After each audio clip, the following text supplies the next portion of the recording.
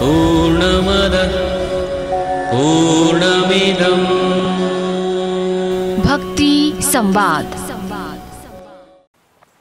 दर्शक नमस्कार। आध्यात्मिक मूल्य मान्यताप्रति प्रतिबद्ध नेपालको पहिलो धार्मिक तथा आध्यात्मिक टेलिभिजन भक्ति दर्शन टेलिभिजनको यो विशेष प्रस्तुति भक्ति संवादमा यहाँलाई हार्दिक स्वागत गर्दछु। म हेमा शर्मा।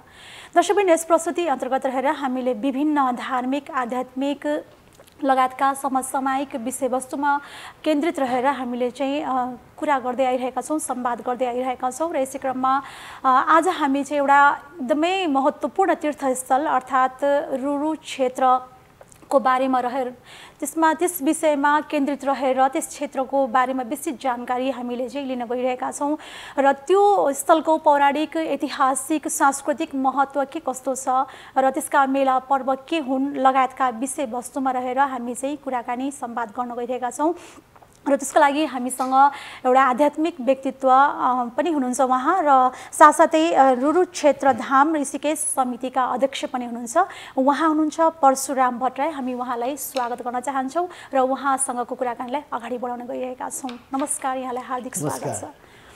जस्तै अब यहाँ रुरु क्षेत्रबाट आउनुभएको छ अहिले होइन, रुरु क्षेत्रका धामको लागि नै विभिन्न कार्यहरू लिएर यहाँ आउनुभएको छ र यो रुरु क्षेत्र धाम चाहिँ एकदमै यो नेपालको 4वटा धाम बराह क्षेत्र, पशुपतिनाथ, मुक्तिनाथ क्षेत्र मध्यमा चाहिँ यो रुरु क्षेत्र धाम पनि एउटा महत्त्वपूर्ण धाम रहेको छ र यसलाई चाहिँ भारतको तीर्थस्थलहरू बनारसलाई चाहिँ एउटा महत्त्वपूर्ण लिइन्छ र त्योभन्दा पनि ठुलो धाम भनेर भनिन्छ।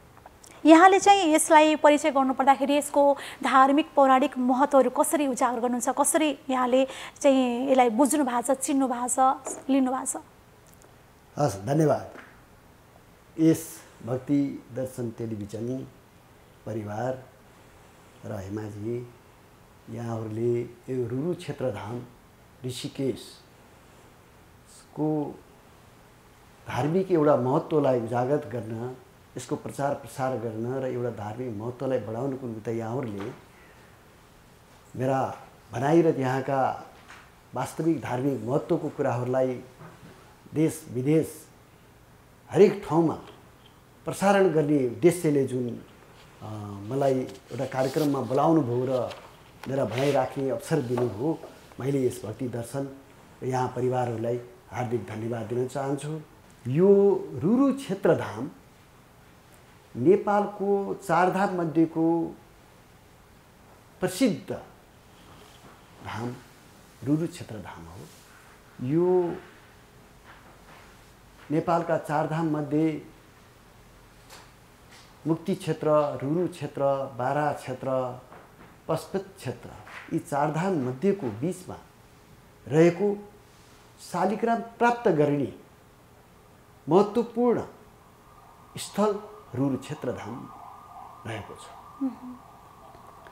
यो नेपालको मात्र होइन, यो इन्डियाका बनारस, हरिद्वार जस्ता महत्त्वपूर्ण तीर्थस्थल भनिए तापनि यो नेपालको 12 पुराणमा उल्लेखित पौराणिक एउटा महत्त्वपूर्ण धार्मिक स्थल रुरु क्षेत्रधाम पर्छ। यो क्षेत्र यसका प्रमुख कुराहरू कसरी भयो त भन्ने कुराहरूमा पौराणिक एउटा उल्लेखित भएको सांस्कृतिक धार्मिक एउटा पर्यटनिक आस्था बोकेका क्षेत्र भएको हिसाबले यो क्षेत्र नेपालको हिन्दू धर्मावलम्बीहरूको प्रसिद्ध क्षेत्रको रूपमा मानिएको छ। यहाँ दामोदर कुण्डबाट बगेकी काली गङ्गा, जसले शालिग्रामलाई काठमा राखेर यो क्षेत्रमा भगवान शालिग्रामको यस क्षेत्रमा प्राप्त गर्ने उत्पत्ति हुने यो क्षेत्र रहेको छ। यो क्षेत्रको एउटा महत्त्व, यो शालिग्राम प्राप्त गर्ने विश्वमा एकमात्र रुरु क्षेत्रधाम हो। अर्को यस क्षेत्रमा बारा पुराणमा उल्लेखित भए अनुसार रुरु एउटा कन्याले तपस्या गरेर देवदत्त ऋषिले यस क्षेत्रमा आएर तपस्या गर्नुभयो। भगवान शिवजीको आसन डगमगायो। डगमगाइसकेपछि ब्रह्मलोचा भन्ने अप्सरालाई भगवान शिवले त्यहाँ उसको तपस्यालाई भङ्ग गर्नको लागि पठाउनु भयो। ती अप्सरा आएर ऋषिको अगाडि नाचगान बजान सारा कुरा गरेर उहाँ ऋषिको तपस्या भङ्ग गर्नुभयो। त्यसपश्चात ती ब्रह्मलोचना गर्भावती भएर त्यसपछि उनी देवदत्त ऋषि पारी कलफुल ओडार भन्ने ठाउँमा गएर तपस्या गर्नुभयो र पछि ती अप्सराले एउटा बच्चा जन्माएर ती बच्चालाई त्यही छोडेर आफू स्वर्गमा जान्। देवदत्त ऋषि जब तपस्या भङ्ग गरिसकेपछि फेरि कठोर तपस्यामा भृगुतुम्बेश्वर भन्ने ठाउँमा जानुभयो र तपस्या गर्नुभयो। त्यहाँ एउटा बच्चा रोइराखेको अवस्थामा त्यहाँ मृगले दुधपान गरेर त्यसलाई पालन पोषण गरेर ती बच्चालाई हुर्काउने बढाउने गर्नुभयो। मृगहरूले गरे। मृग गरिसकेपछि ती बच्चाले कठोर तपस्या गर्नुभयो। फेरि नारायणजीको भगवान विष्णुजीको तपस्या गरेर भगवान विष्णुजी प्रसन्न हुनुभयो। ए कन्या तिमी के खोज्छौ, तिम्रो माग के हो भनेर भन्दा भगवान नारायण मैले सदा यस क्षेत्रमा तपाईको दर्शन गर्न पाऊँ, यो क्षेत्रमा मैले हजुरको आराधना गर्न पाऊँ भनेर ती रुरु कन्याले भनेपछि तथास्तु भनेर भगवान ऋषिकेश भगवान नारायण त्यहाँ प्राप्त हुनुभयो। एउटा त्यसै उसबाट फेरि मृगले दुधपान गरेर हुर्काइसकेकी ती कन्याको नाम रुरु कन्या रह्यो। रुरु कन्याबाट रुरु क्षेत्र नाममा परिणत गरेर भगवान नारायणले त्यसलाई रुरु क्षेत्रको रूपमा पौराणिक एउटा प्रमाणित रहेको छ, पुराणमा उल्लेखित छ। यसरी 12 पुराणहरूमा पौराणिक एउटा इतिहास एउटा कुराहरूले त्यो एउटा प्रसिद्ध रहेको। भगवान ऋषिकेश जब रुरु कन्याको तपस्याबाट भगवान ऋषिकेश नारायणले तथास्तु भनिसकेपछि त्यहाँ तत्कालीन शासक मणिमुकुन्द सेन राजा, कुनै प्राचीन कालमा त्यो एउटा भगवानको प्रकट भएको स्वयं प्रकट शालिग्राम भगवान ऋषिकेशको विग्रह नै हो। त्यहाँ गङ्गा स्नान गर्न जाँदा तत्कालीन शासक मणिमुकुन्द सेन राजा, पालपाली राजा, उहाँ गङ्गा स्नान गर्न जाँदा गङ्गामा भगवानको विग्रहमा स्पर्श भयो। त्यसपछि त्यो मूर्तिलाई विग्रहलाई भगवानलाई उठाएर बाजा गाजा साथ ताम लस्कर लाएर भगवानलाई एउटा मठ निर्माण गरेर मणिमुकुन्द सेन राजाले भगवानको स्थापना मठको स्थापना गरेर भगवानलाई त्यहाँ विराजमान गरे। आजा पूजाहरू सञ्चालन गर्नको लागि अर्गली भन्ने फाँट, जोर्ते गाईघाट भन्ने खोलाबाट, कुरुङ खोला भन्ने खोलाबाट बाँध स्थापना गरेर त्यो बेलामा नि 400 वर्ष पहिले एउटा कुला निर्माण गरेर त्यहाँ ठुलो 60 मुरी गरा खेत भन्ने अक्षता र पुजारीलाई खानको निमित्त गुठ व्यवस्थापन गरेर भट्टराई वंशीय पुजारीहरूको त्यहाँ व्यवस्थापन गर्नु। भगवान ऋषिकेशव भगवान साक्षात भगवान र विश्वमा भगवान ऋषिकेशवको जस्तो विग्रह कोही पनि छैन। यसैले पनि त्यो क्षेत्र एउटा प्रसिद्ध क्षेत्र हो। आज त्यो पाल्पा गुल्मी स्याङ्जाको तटमा रहेको ऋणी खोला कृष्ण गण्डकी काली गण्डकी जसले कि कुनै पनि शीतल जल सफा नीलो आकारको जल त्यो जल कहीँ कुनै नदीहरूमा त्यस्तो जल प्राप्त हुन सक्दैन। त्यस्तो जल बगेकी काली गङ्गा रुरु क्षेत्र यो सङ्गम क्षेत्र यहाँ यो पाल्पा सदरमुकामदेखि 25 किलोमिटर पश्चिम उत्तर पर्छ।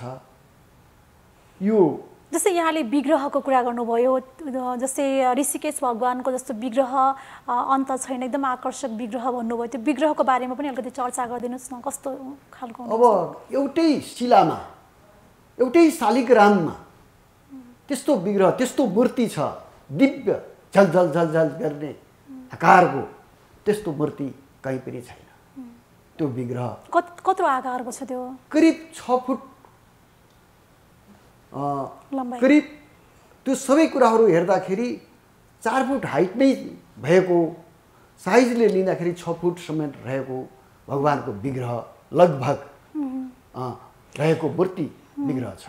त्यत्रो विग्रह चाहिँ यो मणिमुकुन्द सेन भन्दा अगाडि चाहिँ त्यतिकै लोप अवस्थामा नै थियो। अब त्यो मणिमुकुन्द सेन राजाले मात्र स्नान गर्दाखेरि वर्ष भयो प्राप्त भयो।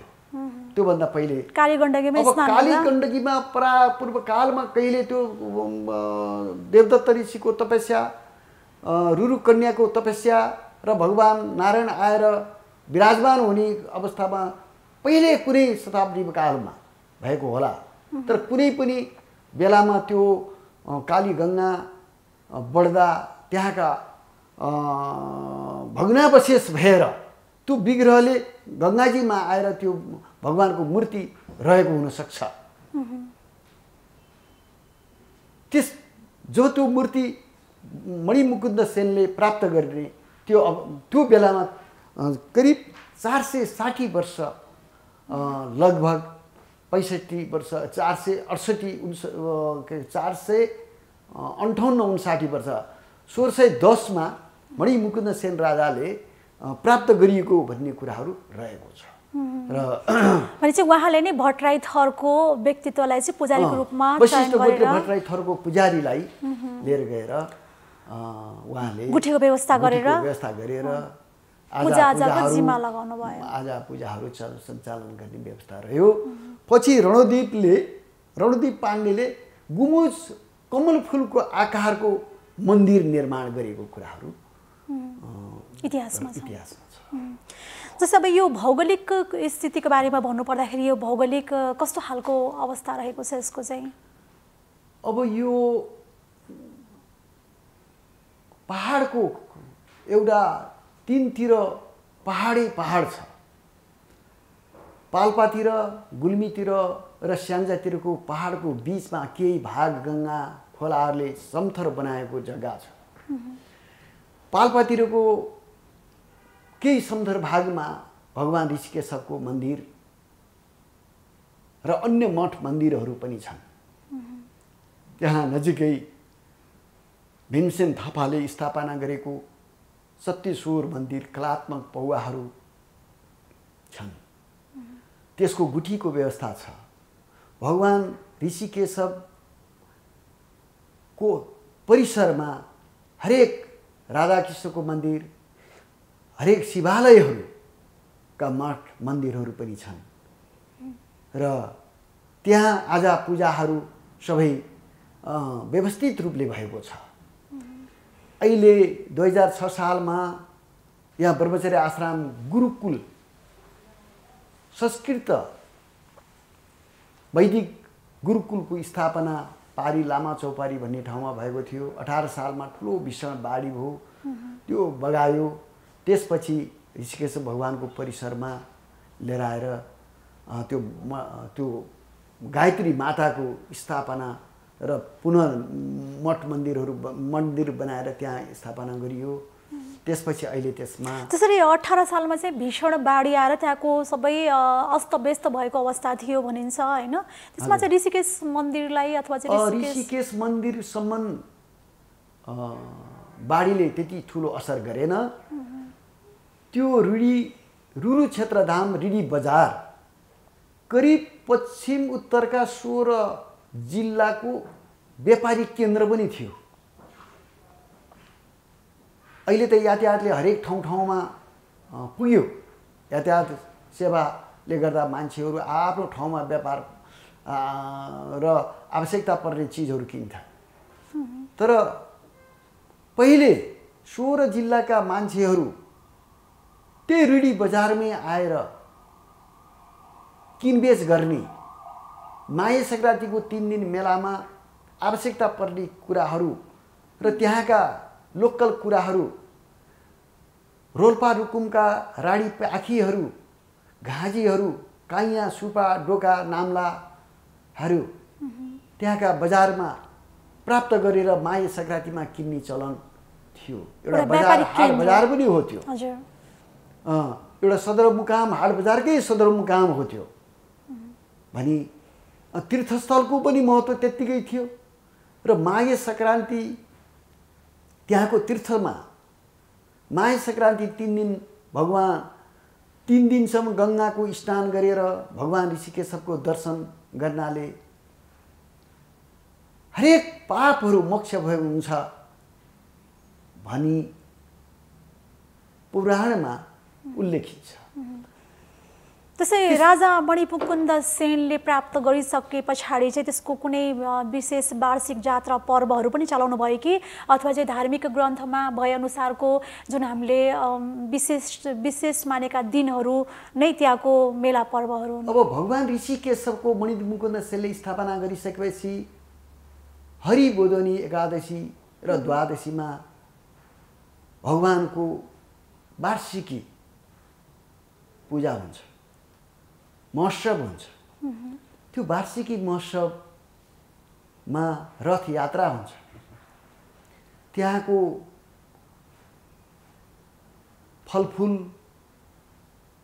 त्यहाँका हरेक पाक भएका हलुवा, त्यहाँको प्रसादी महाप्रसाद, अहिले पनि त्यो महाप्रसाद घिउमा बनाएको, हरेक मसला राखेर बनाएको, कहिल्यै नबिग्रने प्रसाद, 1 वर्षसम्म नबिग्रने प्रसाद, महाप्रसादको भोग लगाइन्छ।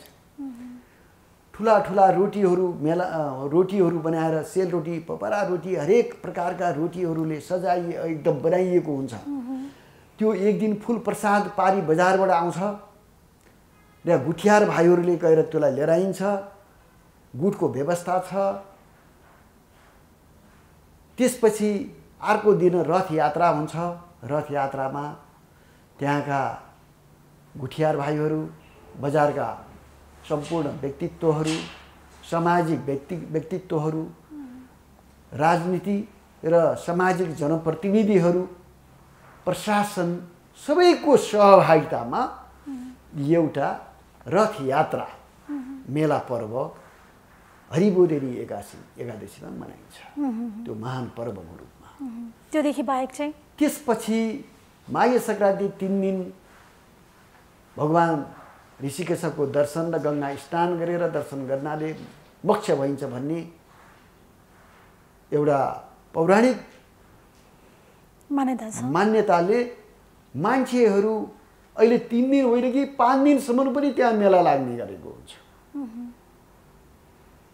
अहिले माघे सङ्क्रान्तिमा ठुलो मेला लाग्छ र अहिले त्यहाँ बाजा गाजा साथमा मेलाहरू सांस्कृतिक कार्यक्रमहरू हुन्छ, मेला लाग्छ, हरेक कुराहरू भजन कीर्तनहरू हुन्छ, यज्ञहरू हुन्छ, भागवतहरू चलेको हुन्छ। कुन मानिसहरूलाई केले आकर्षण गर्छ? भक्तिहरू मान्छेहरू गङ्गा स्नान गरेर नुहाउने र तपस्याको लागि आएका हुन्छन् भने कोही मानिसहरू मेलाको निमित्त आएका हुन्छन्, कोही मानिसहरू मनोरञ्जनको लागि आएका हुन्छन्। यसले सबै क्षेत्रलाई ओगटेर माये सङ्क्रान्ति मेला भनिएको हुन्छ। त्यो एउटा ज्यादै महत्त्वपूर्ण मेला छ। यसै गरेर यो मेलामा चाहिँ बाहिर देशका चाहिँ कतिको पर्यटकहरू, विदेशी पर्यटकहरू कतिको आएको? अब यो मेलामा इन्डियाबाट भक्तजनहरू आउनुहुन्छ। नेपालका हरेक तीर्थहरूबाट त्यहाँ प्रतिनिधित्व पनि हुन्छ। हरेक ठाउँ 75 जिल्लाबाट गाडीहरू रिजर्भ गरेर पैदल आउनुहुन्थ्यो। अहिले गाडीहरू रिजर्भ गरेर त्यो मेलामा भगवानको दर्शन गर्ने, गङ्गा स्नान गर्नको निमित्त अहिले धेरै ठाउँहरूबाट आउनुहुन्छ। जस्तै त्यो रुरु क्षेत्र इन्डियाबाट हिन्दू धर्मावलम्बीहरू, देश विदेशका हिन्दू धर्मावलम्बीहरू त्यो क्षेत्रको महत्त्व बुझेर त्यहाँ रुरु क्षेत्रमा आउनुहुन्छ। त्यस्तै गरेर औधी बौद्धिस्टहरू तपाईँको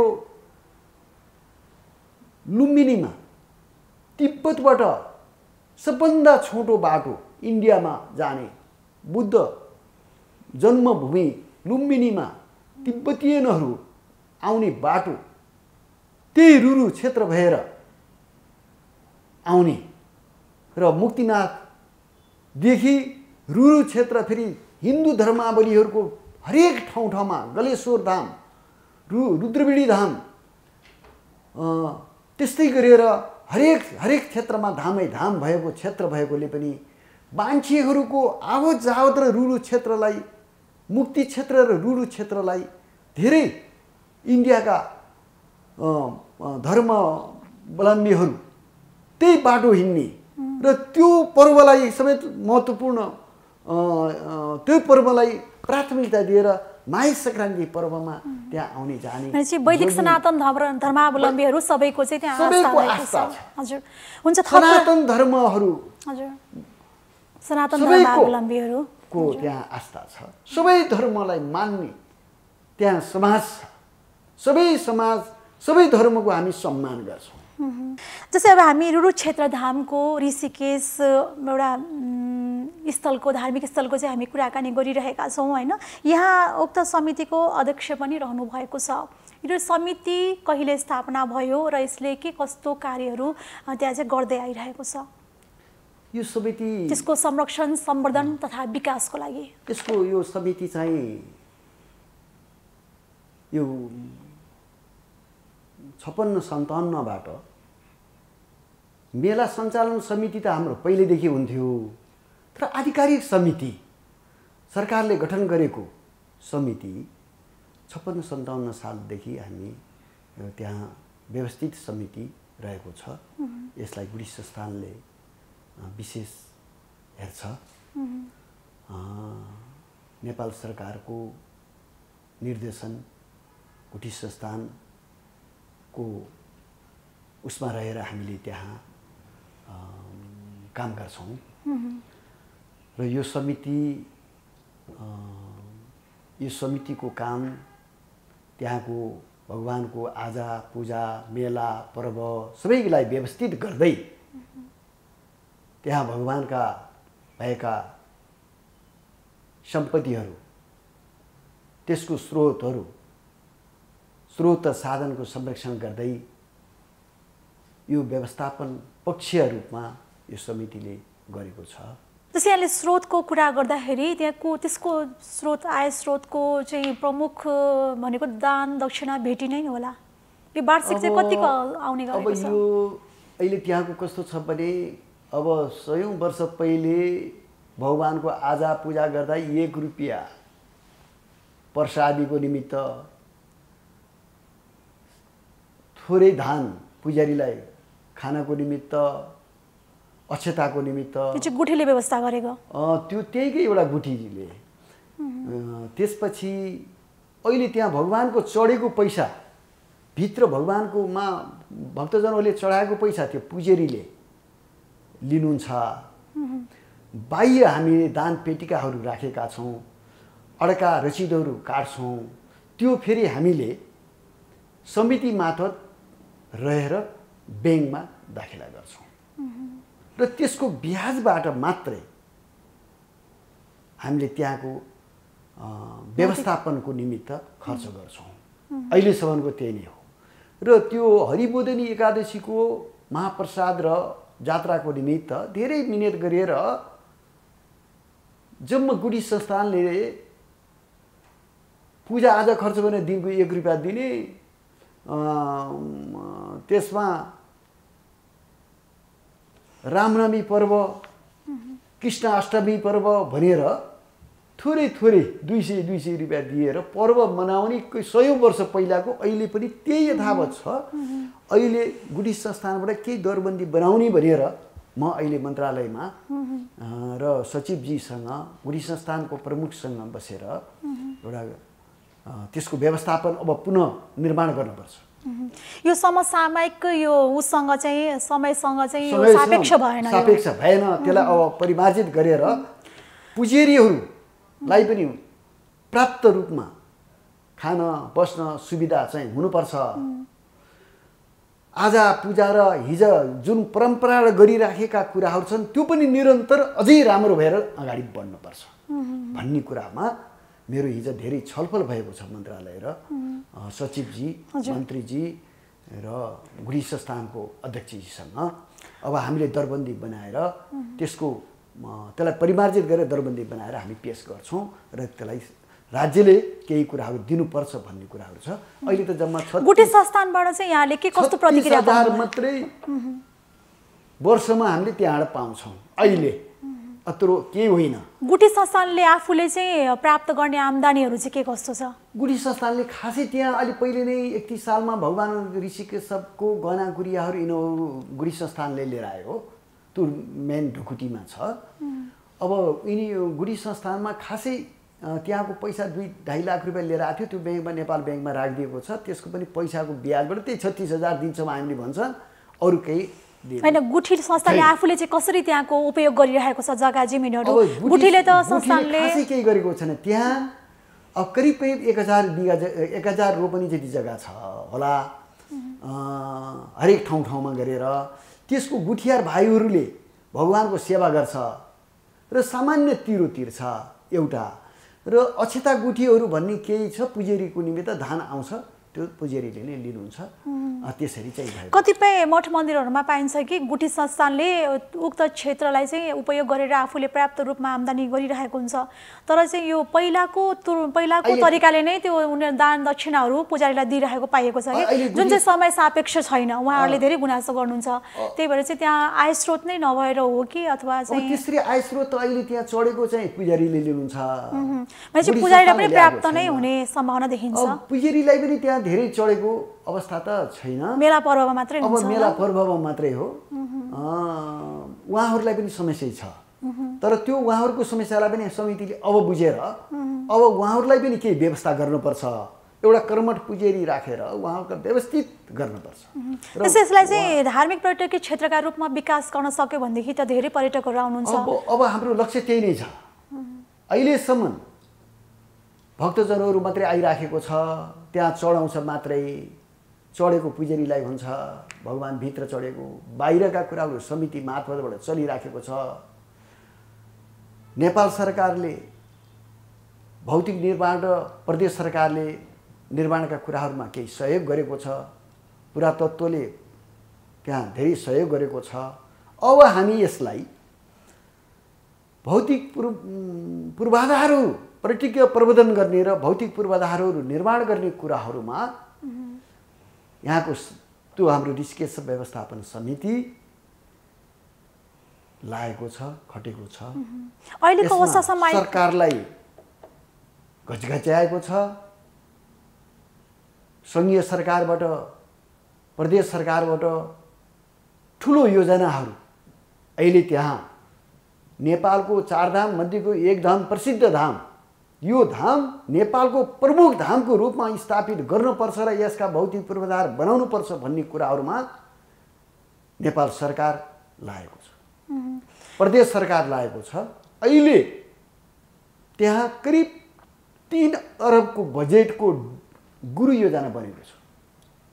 त्यो गुरु योजनाको पहिलो पाटो कालीगङ्गा र रिडी खोलालाई बजार र भगवान मन्दिरको संरक्षणको निमित्त र स्नान घाट, हरिद्वारमा चाहिँ स्नान घाट बनाउनुपर्छ, बनारसमा चाहिँ त्यहाँको महत्त्वलाई अगाडि बढाउनुपर्छ भनेर अहिले 56 करोड रुपियाँको आरसीसी वाल 3 किलोमिटर दुवैतिरबाट बनाउने काम चाहिँ भइरहेको छ। अर्कोतिर यो डिपिआर गुरु योजना जुन छ, यो गुरु योजना पुरा भएपछि त्यहाँ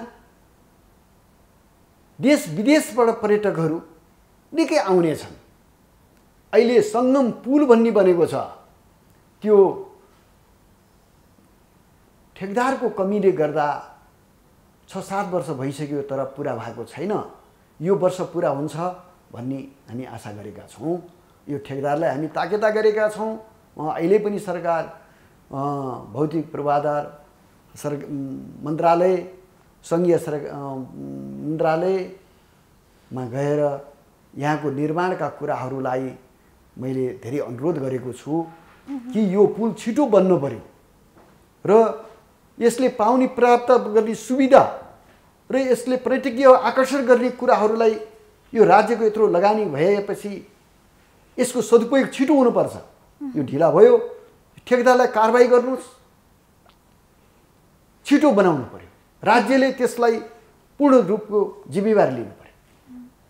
यसरी रहनु हुँदैन भनेर हामी त्यहाँका समिति, जनसरकारवालाहरू हामी लागिराखेका छौँ। यदि त्यो सङ्गम पुल बनेपछि गुल्मी र पाल्पा स्याङ्जा तिनतिरै जान सकिनेछ र एकातिर त्यो छ, अर्कोतिर ड्याम बनेर त्यसको एउटा सुरक्षाको रूपमा बन्दैछ। फेरि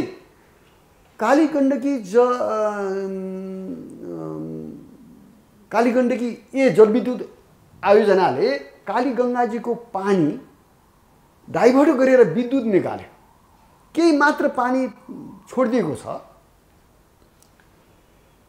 अब हामीले त्यो पानीको प्रभावले रुरु क्षेत्रलाई अलिकति ओझेलमा पर्ने भयो भनेर हामी त्यहाँका समितिहरू, त्यसपछि यहाँका नेपाल सरकारका प्रमुखहरू,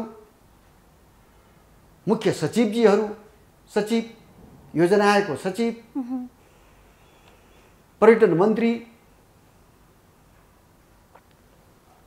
अर्थमन्त्री सबैबाट सहयोग लिएर अब त्यो डिपिआर गुरु योजनालाई पुरा गर्नुपर्छ।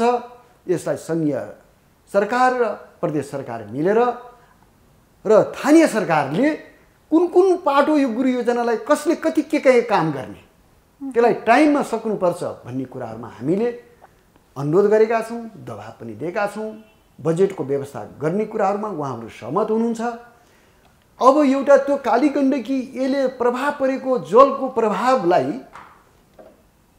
रानीमहल भन्ने नेपालको ताजमहल छ, त्यो ताजमहलदेखि गङ्गाजीमा ड्याम बनाएर हिउँदमा पानी, त्यसलाई ड्याम बनाएर पानीलाई बगदारसम्म, भगवानको तटसम्म, त्यो रुरु क्षेत्रसम्म पानी एउटा तैराएर जम्मा गरेर यहाँ बोटहरू चलाउने, त्यो पानीको प्रभावलाई, त्यो जब बोट चल्छ त्यहाँ स्नानको लागि सुविधा हुन्छ। त्यति भइसकेपछि बाह्य पर्यटकहरू हाम्रा नेपालीहरू बाहिर जानु पर्दैन, इन्डियाका हरेक ठाउँ चार्नु पर्दैन, हाम्रै तीर्थस्थल, हाम्रै एउटा पवित्र भूमि रुरु क्षेत्र नै अगाडि आउनेछ। हरेक प्रकारको आनन्द लिन सकिन्छ। पर्यटकहरूले, बाह्य पर्यटकहरूलाई त्यही किसिमको आनन्द हुनेछ। हामीले त्यहाँ एउटा धार्मिक पाटो रुरु क्षेत्र पाल्पातिर छ, कमर्सियल पाटो गुल्मीतिरको बजार एरिया छ, रिसोर्टहरू राम्रो आनन्द होम सेन्टरहरू बनाउने, होमस्टेहरू बनाउने स्याङ्जापट्टिको किपट भन्ने ठाउँमा छ। हामीले त्यसलाई पनि छुट्याएर त्यसरी चाहिँ एउटा व्यवस्थापन गर्ने गुरु योजनामा रहेको छ। यसरी त्यो क्षेत्र अब भावी कुराहरूमा धेरै अगाडि आउनेछ र त्यो क्षेत्रको एउटा जसरी महत्त्व छ त्यसलाई अब सबैले, हाम्रो मुख्यमन्त्री शङ्कर पोखरेलजी, अर्थमन्त्री सङ्घीय अर्थमन्त्री विष्णु पौड्यालजी, प्रदीप ग्यावाली पर्यटन मन्त्री र हिजो म परराष्ट्र मन्त्री र पर्यटन मन्त्री आनन्द ढकालजी, त्यही सिलसिलामा चाहिँ यहाँ आउनुभएको छ हजुर। जस्तो अब यो ढकालजीसँग पनि यो बारेमा म कुराहरू गरेर अगाडि आएको छु, बढिरहनु भएको छ। जस्तो अब यो चाहिँ युनेस्को अन्तर्गत विश्व सम्पदा सूचीमा सूचितको लागि प्रस्तावित पनि भएको छ। अब यो 10-12 वर्ष भइसक्यो विश्व सम्पदा सूचीमा रुरु क्षेत्रधाम नेपालका 14वटा प्रस्तावित ठाउँहरूमध्ये यो ठाउँ परेको छ। अझै उनीहरूले ओके भएर हामीलाई त्यो ठाउँ प्रस्तावित मात्रै हो, अहिले त्यो पर्यो भन्ने कुराहरू अझै प्राप्त भएको छैन। यसको पहल चाहिँ कसरी भइरहेको छ होला? यसको पहल चाहिँ हामी त्यहाँको समितिबाट पनि भयो। प्रदीप गेवालीजी पर्यटन मन्त्री हुनुहुन्थ्यो त्यो बेलामा, विष्णु पौड्यालजी पर्यटन मन्त्री हुनुहुन्थ्यो दोस्रो पटक, कि उहाँहरूले यसलाई अगाडि बढाउनु भयो। पुरातत्त्वबाट यसलाई अगाडि बढाउने काम भयो, पर्यटन मन्त्रालयबाट अगाडि बढाउने काम भयो, उहाँहरूको यसमा योगदान छ। त्यसरी अन्तमा चाहिँ त्यहाँ जान चाहनेहरूको लागि चाहिँ कसरी सजिलो बाटो मार्ग कसरी चाहिँ यहाँले बताउन सक्नुहुन्छ? अब त्यहाँको जानको निमित्त अब हामीले पर्यटकहरू, लुम्बिनीमा आएको पर्यटक, भारतीय पर्यटकहरूलाई भारतीय तीर्थस्थल तीर्थयामीहरूलाई रिडी लैजाने कुराहरू र तानसेन श्रीनगर हुँदै रानीमहल हुँदै रिडी रुरु क्षेत्रबाट केही त्यहाँ 1-2 रात पर्यटकहरू बस्ने धार्मिक कुराहरू बसेर तिनीहरूलाई फेरि हामीले लान सक्छौँ। रेसुङ्गा भन्ने ठाउँ, अर्को सुपा देउराली भन्ने ठाउँ छ, त्यसपछि तपाईँको स्वर्गद्वारी भन्ने ठाउँ छ। हामीले यो सबै ठाउँलाई, यो प्रदेशभित्रका हरेक मठ मन्दिरहरू, धार्मिक स्थलहरूलाई एउटा प्याकेज बनाएर धर्म कर्ममा एउटा अगाडि बढ्ने महानुभावहरूलाई हामीले त्यो एउटा प्याकेज बनाएर अगाडि बढाउनुपर्छ भनेका छौँ। अहिले नेपाल सरकारबाट रानीमहलदेखि रिडीसम्मको बाटोको लागि एउटा करिडोर, चाइनादेखि सुनौली, चाइनादेखि रिडी हुँदै चाइनादेखि एउटा मार्ग सुनौलीसम्म जान्छ, छोटो, सबभन्दा छोटो। अर्को चाहिँ चाइनाबाट आएको बाटो करिडोर गैँडाकोट आउँछ। अब रानीमहलदेखि रिडीसम्मको बाटो पिच गर्ने अभियानमा हामी लागेका छौँ। अहिले यस वर्ष अहिले टेन्डर हुँदैछ, 85 करोड रुपियाँ त्यो बाटोमा विनियोजित माननीय मन्त्री विष्णु पौड्यालजीले गरिदिनु भएको छ, स्वीकृति गरिदिनु भएको छ। अब टेन्डर हुँदैछ बाटो निर्माण गर्ने र पिच हुने। यसै गरेर रामदी भन्ने ठाउँसम्म अब गएर मेन पोखरा जाने हाइवेमा त्यहाँ गइसकेपछि पर्यटकहरू आगमनलाई धेरै सुविधा हुनेछ र अब त्यहाँका मठ मन्दिरहरू, जहाँ कालीगङ्गामा पर्ने एरियामा धेरै मठ मन्दिरहरू छन्, ती सबै मठ मन्दिरहरूको समेत उजागर हुन्छ, अगाडि बढ्छ। हामीले अगाडि बढाउने कुराहरूमा भगवान् ऋषिकेशको तटमा बाटाघाटाले दुःख थियो, हामीले मुख्यमन्त्री शङ्करजीलाई भन्यौँ बाटा निर्माण भएको छ। त्यहाँका जे असुविधा थिए अहिले भौतिक निर्माणमा त्यहाँका मठ मन्दिरहरू, सत्येश्वरको पौवा मन्दिर जीर्ण भएको थियो, राधाकृष्ण मन्दिर पौवाहरू जीर्ण भएका थिए। अहिले पनि 5 करोड रुपियाँ त्यहाँ स्वीकृति भएको छ। अब त्यहाँ अब पुनः निर्माण हुँदैछ र आगामी वर्षको पनि त्यसै गरेर कार्यक्रम राखेका छौँ। अब त्यहाँ सबै क्षेत्रबाट सहयोग लिएर हामीले अगाडि बढाउँछौँ। त्यहाँका धार्मिक स्थल मध्ये एउटा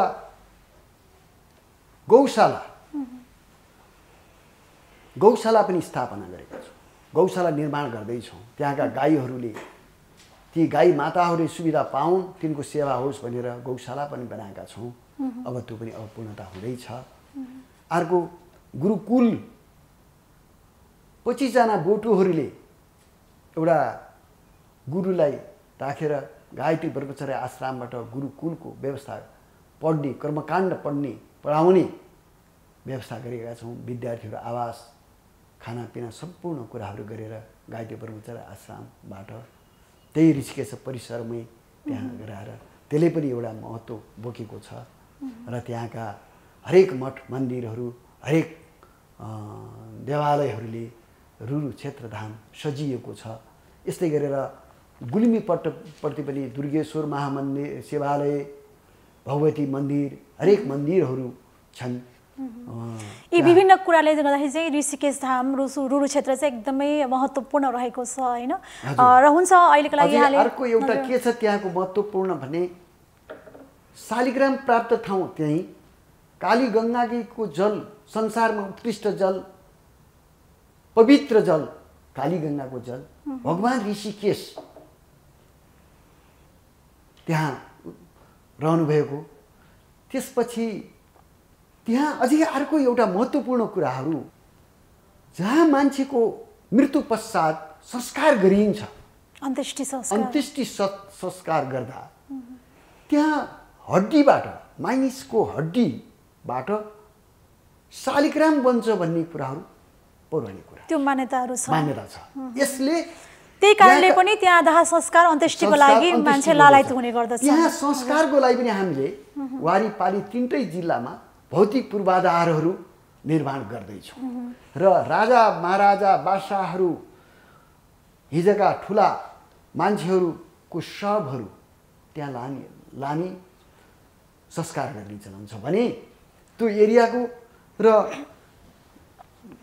यहाँ हाम्रा हिजो राजाहरू, महेन्द्र वीरेन्द्र राजाहरू, त्रिभुवनका ती अस्तुहरू, राजपरिवारका अस्तुहरू, ठुला राणाहरूका अस्तुहरू त्यो ठाउँमा लिएर गएर विसर्जन गरेर शालिग्राम बन्छ भन्ने महत्त्व छ। त्यसै गरेर जुद्ध शमशेर महाराज, राणाहरू, विभिन्न व्यक्तित्वहरूको समेत बसेको ठाउँ त्यो एउटा महत्त्वपूर्ण ठाउँ छ।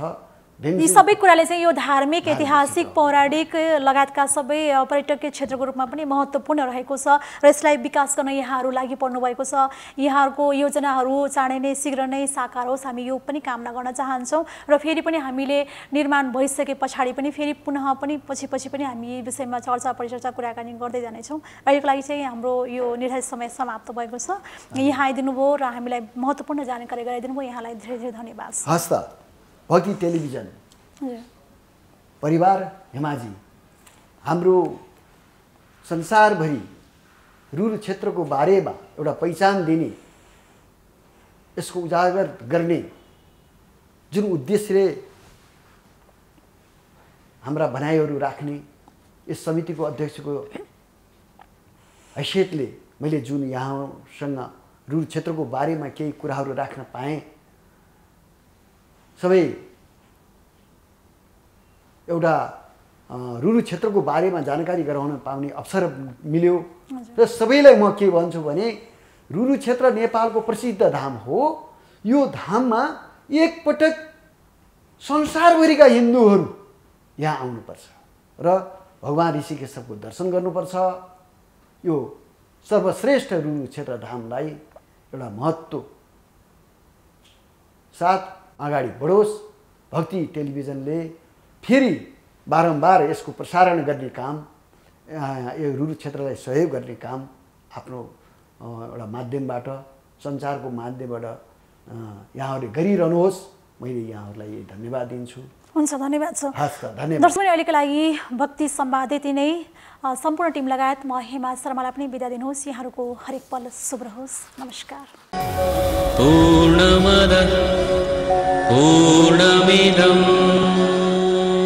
भक्ति संवाद।